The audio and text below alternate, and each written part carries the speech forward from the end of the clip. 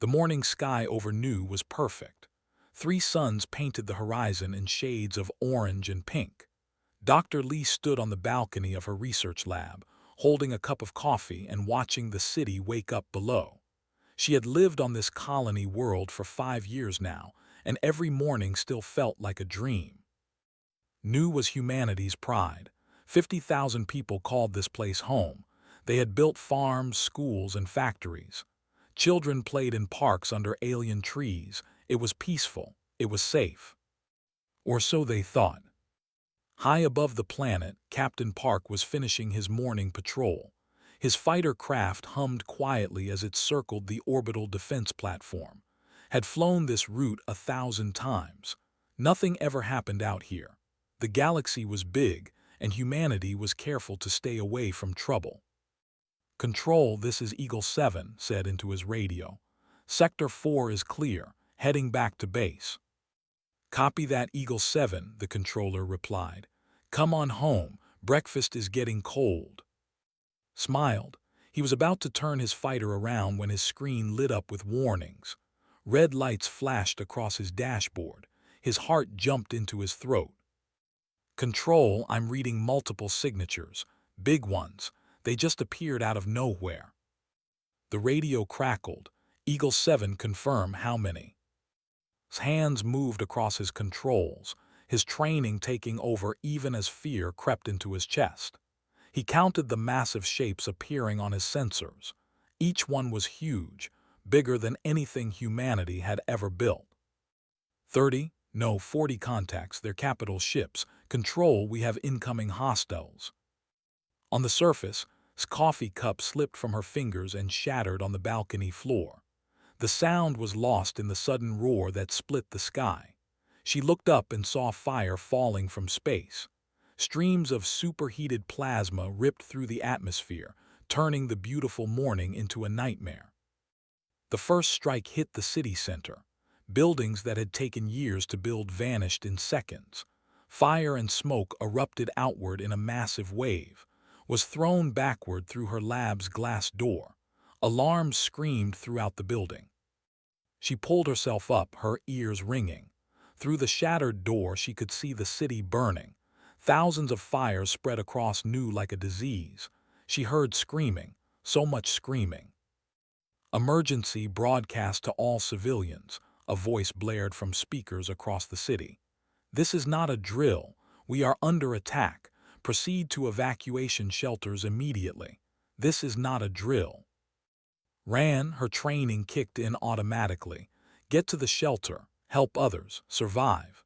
She joined the flood of people rushing through smoke-filled streets. Parents carried children. The elderly were helped along by neighbors. Everyone moved with desperate purpose. Above them and his squadron fought for their lives.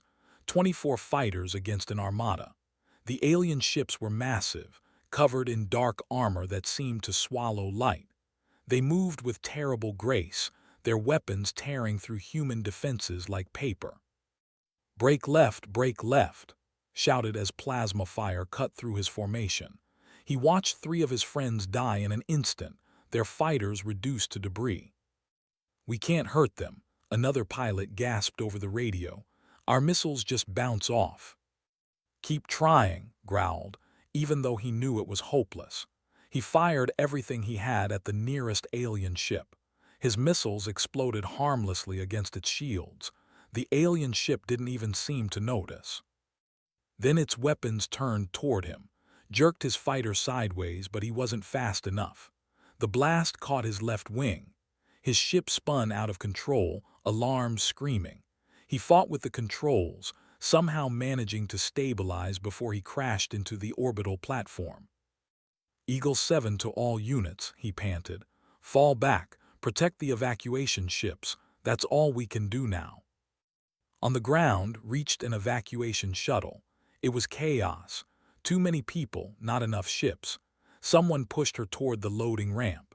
She stumbled aboard and found herself pressed against crying children and shocked adults. Through the shuttle's small window, she watched the city die. The research lab where she had worked for 5 years was now a crater. The park where she ate lunch was burning. The hospital, the schools, the homes, all being destroyed by an enemy they had never even met. The shuttle lifted off, its engines straining, felt the G-forces pushing her down as they climbed toward orbit. She kept watching through the window. More plasma strikes hit the surface. Each one erased more lives, more dreams, more futures. When they reached orbit, the scene was even worse. Human defense platforms were breaking apart under alien fire. Debris filled the space around the planet. Escape shuttles fled in every direction, trying to reach the hyperspace jump point. Then the broadcast came. Every ship, every radio, every screen suddenly showed the same thing. An alien face filled the displays. It had 4 eyes, gray skin like stone, and a mouth full of sharp teeth. When it spoke, translation software turned its words into human language. "Humans," the alien said. Its voice was cold, confident. "I am Grand Commander of the Empire. Your colony has been destroyed to demonstrate our power. You are weak. You are primitive. You will surrender all your worlds to rule within 48 hours." The alien's 4 eyes seemed to look directly at everyone watching. "If you resist, we will destroy Earth just as easily as we destroyed this insignificant colony. You have no chance. Submit or die." The broadcast ended. Silence filled the evacuation shuttle. Felt tears running down her face. Around her, people were crying, praying, or just staring into nothing. 40,000, someone whispered. They killed 40,000 people. Sadness slowly turned into something else, something harder. She thought about her friends who hadn't made it to the shuttles. She thought about the children who had been playing in the park just an hour ago. She thought about 5 years of building a new world, all erased in minutes. The aliens thought humanity was weak. They thought one attack would make humans give up everything. They had no idea who they were dealing with. Far away on Earth, Admiral stood in the military command center. He had watched the attack happen in real time. He had seen New burn. He had counted the dead. His face was like stone, but his eyes burned with cold fury. Around him, the United Earth Council was in chaos. People shouted, argued, and demanded action. Some wanted to surrender. Some wanted to negotiate. Some just seemed frozen in shock. Admiral waited until the room quieted. Then he spoke, his voice cutting through the noise like a blade. "They bombed us to prove their strength," he said quietly. "They killed our people. They destroyed our colony. They think we're weak." He looked around the room, meeting every eye. "Let's show them what happens when you wake up sleeping giants. Let's educate them about humanity." The room fell silent. Everyone knew what came next. The Empire had made a terrible mistake. They were about to learn a lesson that would echo across the galaxy for generations. War was coming, and humanity was ready. General walked through the underground facility with quick, precise steps. Her boots echoed on the metal floors as she passed security checkpoint after security checkpoint. Each door required fingerprints, retinal scans, and codes that changed every hour. This place didn't officially exist. According to all public records, this mountain in South Korea was just a nature preserve. But underneath, the mountain was humanity's biggest secret. She entered the main command center and found Admiral already waiting. With him were the other key players. Commander Jin, whose calm face never showed emotion, and Engineer Song, who looked too young to be humanity's most brilliant weapons designer. "Show them," said simply. Touched a control panel and the massive screens lit up with images. 80 years ago, we had first contact with the species. It didn't go well. They attacked one of our scout ships, killed everyone aboard. We learned something important that day. She pulled up more images. We learned that the galaxy isn't friendly. We learned that being peaceful doesn't mean being safe, so we started Project. The screens showed hidden bases scattered throughout the solar system, hollowed-out asteroids, camouflaged stations on distant moons. Each one concealed something deadly. 200 stealth warships, continued. Each one built with technology we kept hidden from the galaxy. We let everyone think we only had 40 ships. We let them think our weapons were simple. We wanted them to underestimate us. Stood up, her excitement barely contained. The aliens use energy shields, right? They think they're so advanced because they can stop our regular missiles, but they've never seen what we've really built. She brought up technical diagrams, massive ones. They fire tungsten rods the size of telephone poles at 5% of light speed. When something hits you at that velocity, shields don't matter. Physics doesn't care about your force fields. We call them cannons, she added with a small smile, because when we fire them, it's the end of your world. Jin finally spoke, his voice quiet but sharp. My Reaper fleet has been operating in the shadows for 10 years. Stealth technology that makes our ships invisible to their sensors. We've been mapping space, tracking their patrols, learning their patterns. They never knew we were there. He pulled up data showing the movements of ships, routes, schedules, weak points. We know where every major vessel is at any given time. We know their supply lines. We know which systems are lightly defended. We've been preparing for this since the day we detected them. Admiral nodded slowly. They think they're dealing with primitives. They sent 40 ships to destroy New. They think 40 more will be enough to finish us off. They're wrong.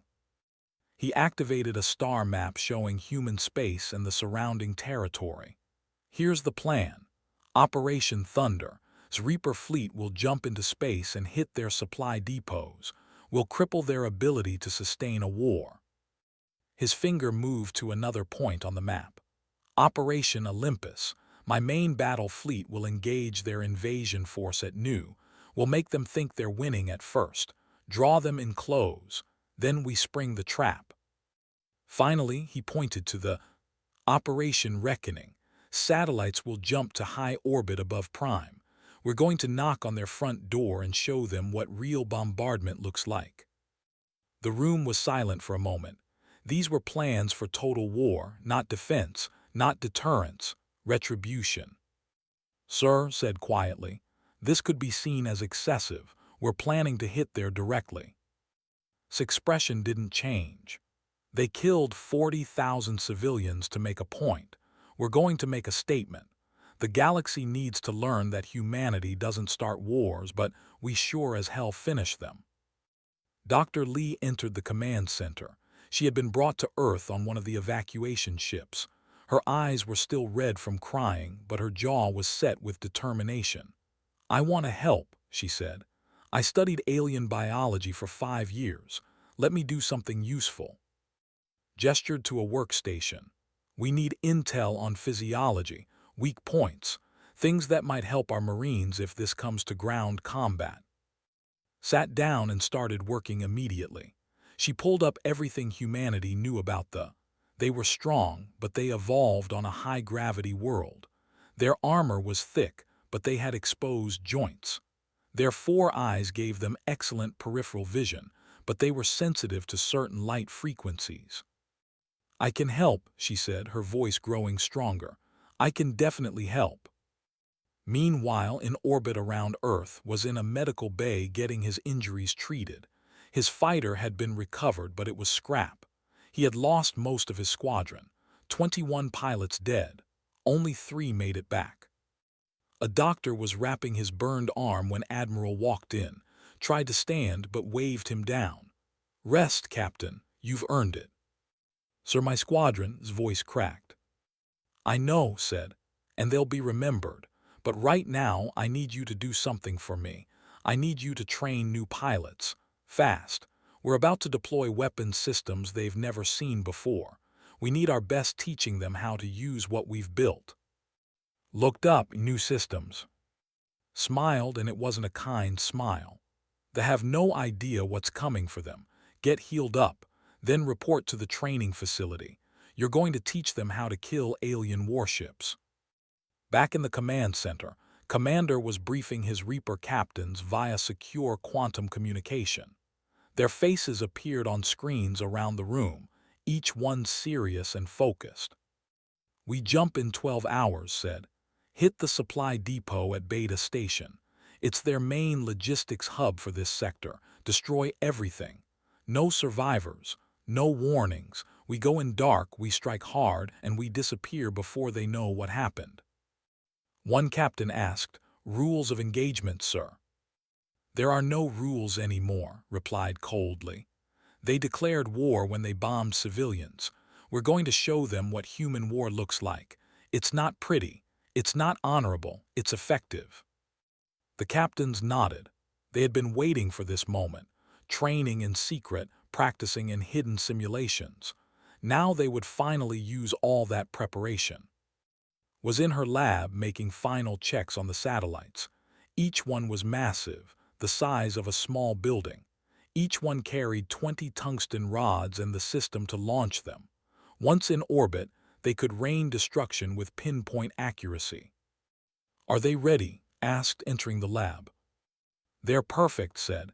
"Each rod hits with the force of a small nuclear weapon, but there's no radiation, just kinetic energy, pure, unstoppable physics." She pulled up a simulation.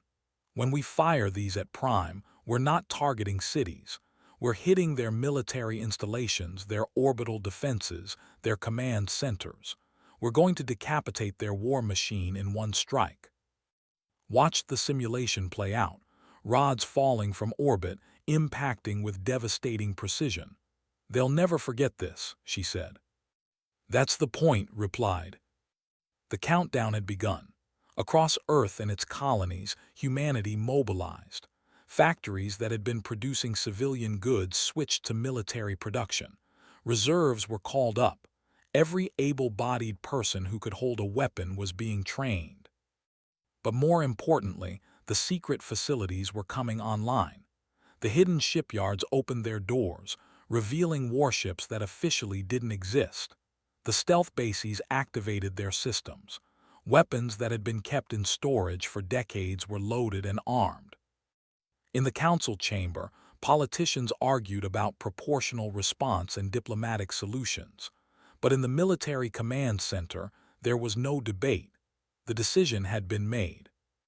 Admiral stood before the main display, watching as his forces assembled. 200 stealth ships, 50 regular warships, thousands of fighters, and the satellites the ultimate surprise. "Sir," a communications officer said, "we're getting more transmissions from them. They're demanding our surrender again. They're saying we have 24 hours left." Didn't even look at the officer. "Ignore them, we're done talking." He activated his command channel, broadcasting to every ship, every station, every soldier preparing for battle. "This is Admiral. In 12 hours we strike. They think they can bomb us into submission. They think we're weak. They're about to learn the most important lesson in galactic history. Never mistake human restraint for weakness." He paused, letting his words sink in. "They woke us up. Now we're going to put them to sleep, permanently.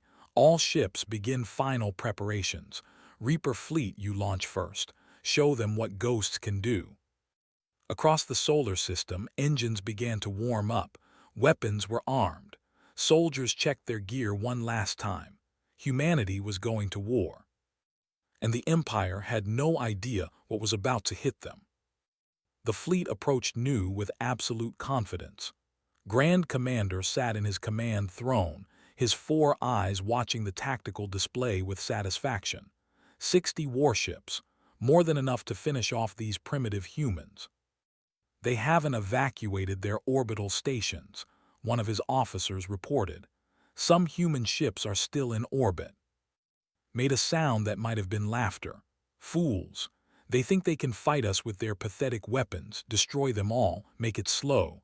Let Earth watch their people die." What didn't know was that Commander Jin and the Reaper fleet were already behind him, invisible, silent, waiting. Watch from his ship's bridge as the formation moved forward. They were so confident they hadn't even bothered with proper scouting patterns. They flew in a tight group, shields overlapping, presenting themselves as one massive target. "Perfect." All Reaper units said quietly into his comm. "Charge weapons, wait for my mark." Admiral's main fleet was in orbit around Nu, looking exactly like desperate defenders. His ships were older models, the ones humanity had publicly acknowledged. They looked damaged, barely holding together. The saw easy prey. "They're taking the bait," his tactical officer reported. Nodded, "Let them get close, let them think they're winning." They opened fire first. Plasma bolts streaked across space, slamming into human ships. Shields flickered and failed. One destroyer took a direct hit and began venting atmosphere. Another cruiser spun out of control, apparently disabled. It looked like a massacre. The fleet pressed forward, eager to finish the job. They closed the distance, getting into optimal firing range. Their formation tightened even more. Now said simply, everything happened at once. Reaper fleet directly behind the formation. 200 warships that shouldn't exist appeared out of nowhere. Before they could even react, the Reapers opened fire. But these weren't the missiles and lasers they had seen before. These were rounds.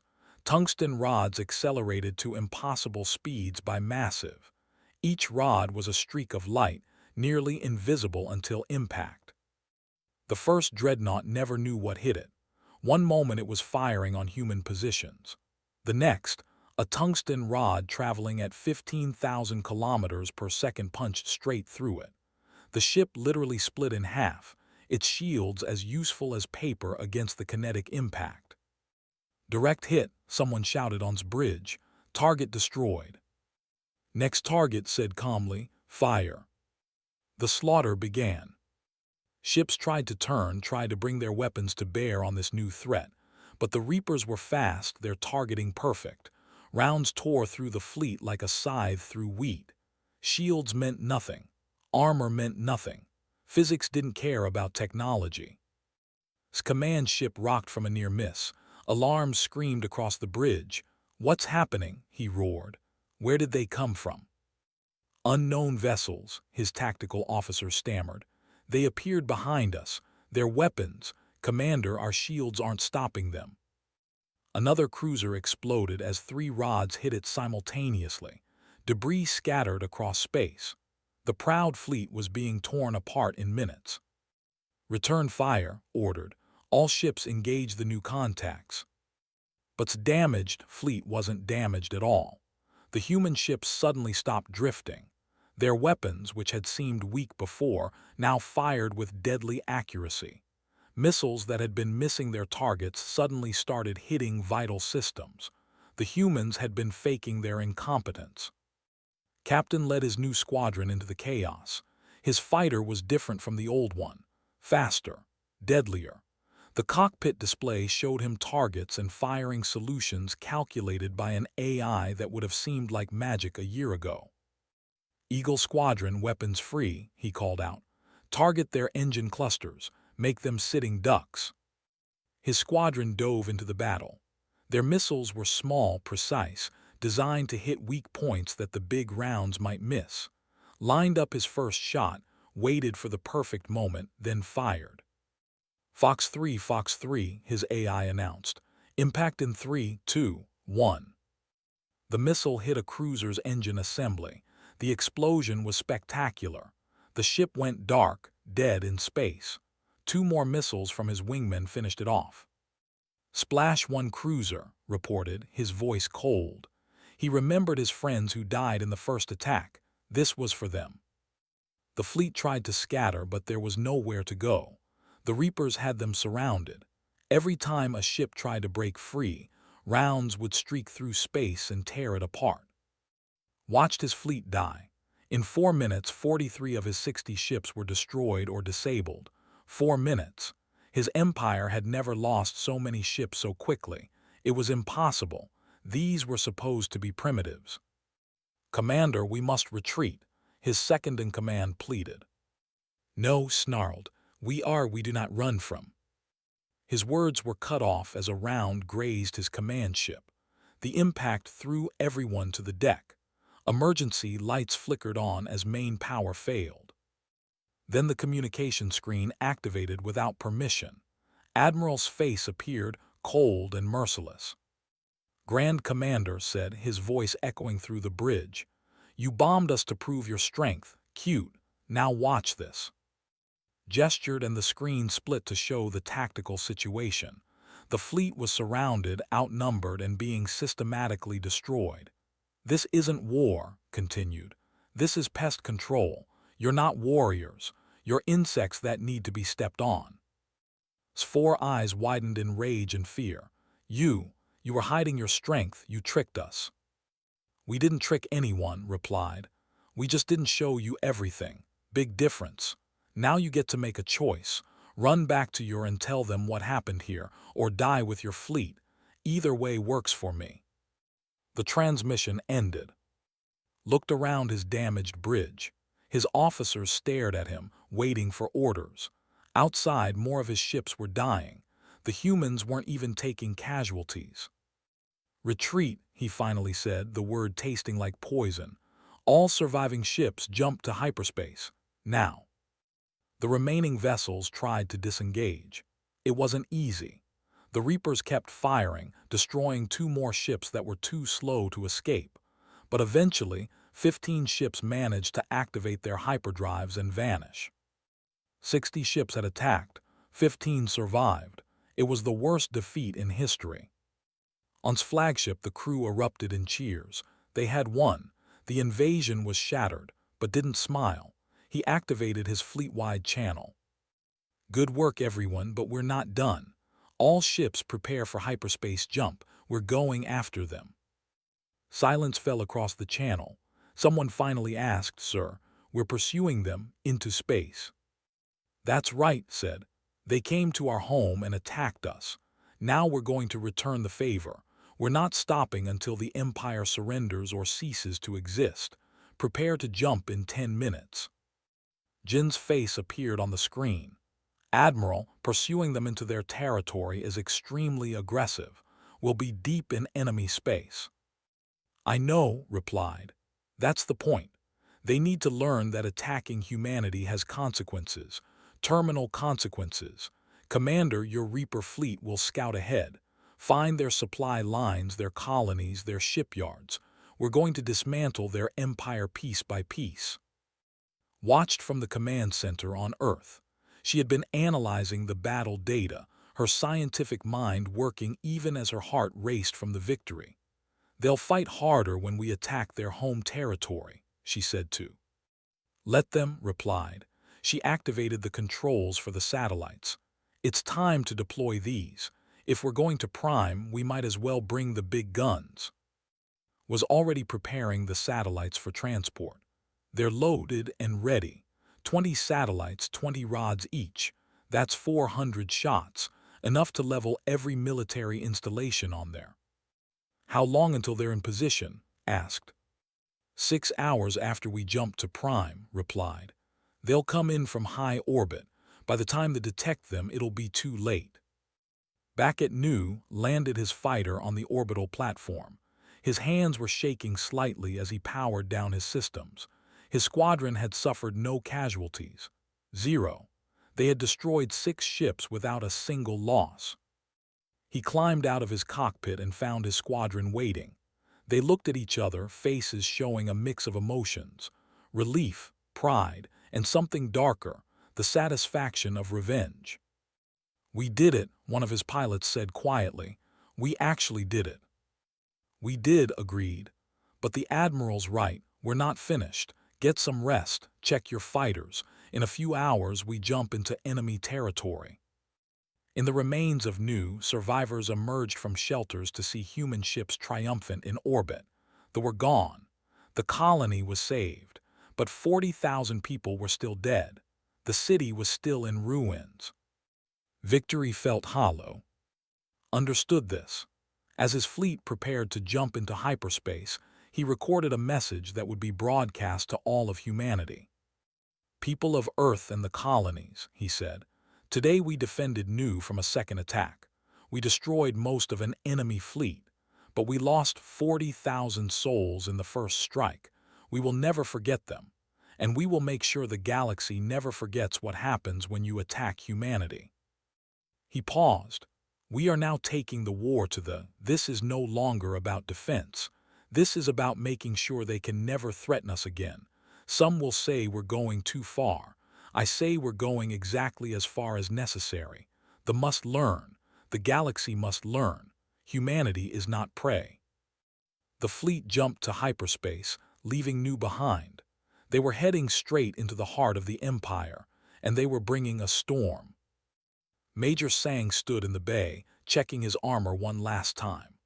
Around him, 2,000 Marines prepared for what might be the most important mission in human history. They were about to land on Prime, the of an empire that had never been invaded. "Nervous?" asked Lieutenant Sara, his second-in-command. She was checking her helmet's communication systems. "Terrified," Sang admitted, "but they bombed civilians, children, so we're going to make them pay for that." The fleet had arrived at Prime an hour ago. The planet hung in space before them, a gray world with dark oceans and sprawling cities. Orbital platforms surrounded it like a metal crown. Hundreds of defensive satellites, thousands of weapons. They had spent 6 centuries making them impregnable. Admiral was about to prove them wrong. "Satellites are in position," reported from her station. 20 satellites in high orbit, all systems green. "Fire," said simply. Space lit up. 20 satellites fired simultaneously. 400 tungsten rods fell toward Prime like angry gods. Each one burned through the atmosphere, heating from friction until they glowed white-hot. Each one targeted with perfect precision. The first wave hit the orbital platforms. Massive stations that had taken decades to build were torn apart in seconds. Metal twisted. Explosions bloomed in the vacuum of space. One by one, the platforms died. On the surface, military commanders watched in horror as their orbital defenses simply ceased to exist. Alarms blared across every command center. "We're under attack. Multiple kinetic strikes. Shields aren't working." Because shields couldn't stop simple mass at relativistic speeds. All their advanced technology, all their power, useless against basic physics. The second wave of rods hit ground targets. The main military command center in the capital city took 3 direct hits. The building collapsed into itself, turning into a crater. The naval shipyards on the coast were next. 10 rods turned the entire facility into slag and fire. In 20 minutes, the lost military infrastructure that had taken centuries to build. Their defenses were shattered. "Orbital space is clear," Jin reported. "No surviving defensive platforms. Ground-to-space weapons have been neutralized." "Send in the Marines," ordered. Sang felt the lurch as it detached from the carrier. Through the small window, he could see hundreds of others falling toward the planet. This was it. Humanity's first ground assault on an alien. Dr. Jinahan was with them, monitoring everything from the command ship. She was a who specialized in physiology. "Remember," she broadcast to all Marine units, "are tough, but they evolved on a high-gravity world. They're slow. Use speed and maneuverability. Aim for the joints in their armor." The shook as it hit atmosphere. Sang gripped his rifle. Around him, his Marines were silent, focused. They were about to make history. They landed in the capital city, near what remained of the military headquarters. The ramps dropped, and Sang led his unit out into an alien world. The sky was orange. The air smelled strange. Buildings around them were damaged but still standing. Then the soldiers came. They were huge, nearly 3 meters tall. Their armor was thick, gray, and covered in spikes. They carried weapons that crackled with energy. But Jinnah had been right, they were slow. "Spread out," Sang ordered. "Use cover, aim for the joints." His Marines moved like water, fast and fluid. They fired in short, controlled bursts. The soldiers tried to track them, but they couldn't keep up. Human bullets found the gaps in their armor. One went down, then another. "They're not ready for this," Sara said over the comm. "They've never fought on their own soil before." She was right. They had been conquerors for so long that they forgot how to defend. Their tactics were all about attack, about overwhelming force. They didn't know how to fight an enemy that was faster, smarter, and angrier. Meanwhile, Sora led a small team into the city's communication center. Their mission was critical: take control of the broadcast systems, show the entire empire what was happening. They encountered resistance. Guards fought hard, but human tactics and training won out. Within an hour, Sora's team had secured the facility. "We're in," she reported, "uploading the footage now." Across the empire, every screen suddenly showed the same thing: footage of Nu being bombed, bodies in the streets, children crying. The aftermath of the attack played for all to see. Then it cut to new footage: human ships destroying the fleet at Nu, tungsten rods raining down on Prime, human marines fighting in the capital city, and finally, a message in every language. "You attacked peaceful colonists. You killed children to prove your strength. Now you see what happens when you wake humanity. This is not conquest. This is justice." The broadcast reached every colony, every vassal species under their rule. For the first time, the galaxy saw the mighty empire vulnerable, defeated, invaded. On Prime was in an underground bunker. His 4 eyes stared at the screens showing human forces in his capital. This was impossible. They had conquered 47 star systems. They had crushed every enemy. They were supposed to be invincible. "Commander," one of his officers said shakily, "the vassal species are rebelling. 3 colonies have declared independence. 2 more are in open revolt." His world was crumbling. His empire was built on fear and strength. But the humans had shown that they weren't invincible, and once that belief broke, everything else followed. "Contact the collective," ordered. "Request immediate military assistance." His officer hesitated. "Sir, they are neutral, they won't." "Do it," roared. Back on the surface, Sang's Marines were pushing deeper into the city. They encountered heavier resistance as reinforcements arrived, but humanity had brought reinforcements too. Fighter squadrons screamed over the city, providing air support. Their missiles took out armor columns before they could reach the human positions. Precision strikes kept civilian casualties minimal. Humanity was fighting soldiers, not innocents. Doctor was on one of the command ships, coordinating with Sang's forces. She had identified civilian sectors on the city map, marking them as no-fire zones. "3rd Battalion, there's a civilian shelter 2 blocks north of your position. Do not fire in that direction." "Understood," came the reply. "We see it, adjusting our advance." This was different from how they fought. They didn't care about civilians. They bombed indiscriminately. But humanity remembered what that felt like. They remembered Nu. They weren't going to become the monsters they were fighting. Admiral watched from his flagship, monitoring the ground assault. Everything was proceeding according to plan. But then his communication officer spoke up, concern in her voice. "Sir, we're detecting a massive hyperspace signature. Something big is approaching." Tactical display updated. 40 ships dropped out of hyperspace at the edge of the system. These weren't designs. They were sleeker, more advanced. The signatures matched collective vessels. They said quietly, "They're intervening." This was the moment that could change everything. The collective was one of the galaxy's major powers. If they sided with humanity's war could become unwinnable. A transmission came through. A face appeared on the screen. They looked almost human, but their skin was pale blue and their eyes were solid silver.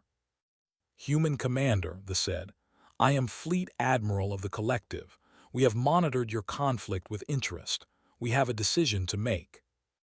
Didn't flinch. "And what decision is that?" "Whether to allow this war to continue or to enforce a ceasefire," replied. "They have requested our aid. They are our trading partners. However, we have reviewed the evidence of how this war began." They paused and held his breath. "They attacked your civilian colony unprovoked. They killed 40,000 non-combatants as a show of force. Under law, this is a war crime. We will not be intervening on their behalf. Relief flooded through, though he didn't show it. And will you intervene on ours? No, said. This is your war, but we will be watching. We will ensure that you continue to follow the rules of war. Minimize civilian casualties. Do not commit genocide. If you can do that, the collective will not interfere. The transmission ended, allowed himself a small smile. They weren't helping, but they weren't stopping them either. The war could continue. On the ground, Sang's forces had reached the underground bunker where leadership was hiding. They were preparing to breach when his voice came through on his comm. Major Sang, hold your position. Do not breach yet. We're going to offer them one chance to surrender. Sang didn't like it, but he followed orders. His Marines took defensive positions around the bunker entrance and waited. His message was broadcast directly into the bunker. Grand Commander, your orbital defenses are destroyed. Your capital is occupied. Your vassal species are rebelling. Your empire is collapsing. You have one option left: unconditional surrender. Inside the bunkers, officers looked at him with desperate eyes. They had lost. Everything they built, everything they believed in, shattered by a species they thought was primitive. What are your terms? Finally asked, the words bitter. Unconditional surrender, repeated. War crimes trials for your leadership. Liberation of all vassal species. Dismantlement of your military. You'll keep your and your lives, but your empire is over. Wanted to refuse. He wanted to fight to the end. But looking around at his broken officers, his destroyed capital, his dying empire, he knew it was over. I need time to consider, he said, buying himself a few hours. But time was something humanity was willing to give. They had already won. Now it was just a matter of making the accept reality. Sang and his Marines waited outside the bunker. Around them the capital burned, but carefully, controlled. Human forces were already helping evacuate civilians, providing medical aid, showing the galaxy that humanity could be both fierce and merciful. Think he'll surrender? Sora asked. Sang looked at the bunker entrance. He will, he has no choice, we broke them. And as the sun set on Prime, 3 orange suns dipping below the horizon, humanity stood victorious on an alien. The war wasn't quite over yet, but the ending was clear. The galaxy was learning a new lesson: don't bomb humanity. 20 hours after Admiral's ultimatum, the bunker doors finally opened. Grand Commander emerged, his 4 eyes dull with defeat. His armor was scratched and dirty. Behind him came his surviving officers, each one looking broken. Major Sang waited with his Marines, weapons ready but not aimed. This was a surrender, not an execution. Looked at the human soldiers. They were so much smaller than warriors, so fragile-looking, but they had destroyed an empire. He walked forward slowly and stopped in front of Sang. I surrender, said, each word seeming to physically hurt him. The empire submits to human authority. I accept your terms. Sang nodded. On behalf of humanity, I accept your surrender. You and your officers will be taken into custody. You'll face trial for war crimes. Your people will be treated fairly, but your empire is finished. Soldiers across the capital began laying down their weapons. The fighting stopped. It was over.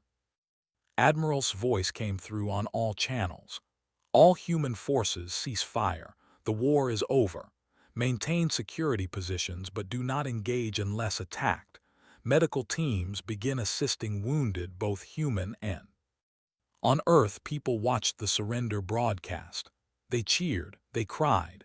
They mourned the 40,000 dead from New. The war had been short, less than a week from first attack to final surrender, but it had changed everything. General stood in the command center watching the celebrations, but her mind was already on the next challenge. We won the war, she said to Song. Now we have to win the peace. Nodded. They have 17 vassal species. They're all declaring independence. The galaxy is going to be chaotic for a while. Then we help stabilize it, replied.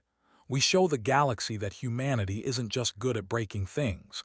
We can build too. Dr. Lee was on Prime helping set up medical stations. She worked alongside doctors, teaching them about human medical techniques. They were surprised by human compassion. They had bombed civilians, and yet humans were helping heal wounded. Why, one doctor asked her, we killed your people, why do you save ours? Looked at the alien doctor. Because we're not you. We don't punish the innocent for the crimes of their leaders. We're angry and we'll make your leaders pay. But ordinary people, you're not our enemies, your government was. The doctor didn't respond but could see something change in their eyes. Understanding, maybe, or respect. Commander Jin's Reaper fleet was busy across former space. They were visiting each liberated species, offering protection and assistance. Many of these species had been enslaved by for centuries. They were terrified that humanity would just become new masters. Worked to change that perception. His ships brought food, medicine, and technology. We're not here to rule you, he told the leaders of each species. We're here to help you stand on your own. You're free now. What you do with that freedom is up to you. Slowly, word spread through the galaxy. Humanity had destroyed an empire, but they weren't building a new one. They were helping their former enemies. This was unusual. Most species that won wars like this took everything they could, but humans seemed different. 3 weeks after the surrender, the war crimes trials began. They were held on a neutral station, overseen by the collective to ensure fairness, and his top commanders faced charges of genocide, attacking civilians and crimes against multiple species. The evidence was overwhelming. Had personally ordered the bombing of New. He had authorized similar attacks on other species. Under his command, they had killed millions of innocent beings across the galaxy. The trial lasted 2 months. When it ended, the verdict was clear: guilty on all counts. Grand Commander, the judge said, you are sentenced to life imprisonment. Your officers who followed your orders will serve between 20 and 50 years, depending on their involvement. Your actions have caused immeasurable suffering. You will spend the rest of your life remembering what you've done. Was led away in chains. As he passed Admiral in the courtroom, he stopped. You've made enemies, he said quietly. The galaxy will fear you now. Other species will see your power and strike first out of fear. Met his gaze. Let them try. They'll learn the same lesson you did. Leave humanity alone and we're the best friends you'll ever have. Attack us and we're the worst nightmare you can imagine. Captain Park stood at the dedication ceremony for Noose Memorial. The city had been rebuilt with help from 17 different species. The memorial was a simple black stone wall with 40,000 names carved into it. Every person who died in the bombing was remembered. Placed a flower at the base of the wall. 21 of those names were his squadron members, friends, brothers and sisters in arms. They hadn't lived to see victory, but they would never be forgotten. Never again, he whispered, never forget. A year passed. The galaxy settled into a new normal. They became a protectorate, with humans helping them build a new, peaceful government. The 17 liberated species formed a loose alliance, with Earth as an unofficial protector but not a ruler. The collective officially recognized humanity as a Tier 2 civilization, a major galactic power. Earth was invited to join the Galactic Council, the governing body where major species decided important matters. At the first council meeting, Ambassador Sara represented humanity. She had been Lieutenant Sara during the war, but her skills in communication and diplomacy made her the perfect choice for this new role. The council chamber was massive, filled with representatives from dozens of species. Some looked friendly, others looked suspicious, a few looked afraid. An aggressive species called the Maid the first challenge. Their representative stood, his scaled body towering over the others. Humanity won one war against a weak empire. Don't think that makes you equals to species who have been traveling the stars for. The room went quiet. Everyone watched to see how the human would respond. Sora stood calmly. She didn't raise her voice. She didn't show anger. The thought they were strong too, she said. They thought attacking civilians would make us submit. They were wrong. We don't want to fight. We don't want to conquer. But if you attack us, we will respond. We suggest you learn from this mistake. The representative opened his mouth to argue, but an older, wiser species representative spoke up. I think we've all learned that lesson, Ambassador. Humanity has shown remarkable restraint considering your power. You could have enslaved the. You didn't. You could have taken their territory. You didn't. That speaks well of your species. The representative sat down, still angry but no longer challenging. The meeting continued, and humanity took its place among the galactic powers. Back on Earth, Admiral had retired from active duty but now served as Earth's defense coordinator. He spent his days preparing for threats that might never come, making sure humanity would never be caught off guard again. General ran the Special Weapons Division, continuing to develop new technologies. But now she also shared some of those technologies with allied species. Humanity was becoming a teacher, not just a warrior. Engineer Song designed civilian ships and space stations, using her genius to build instead of destroy.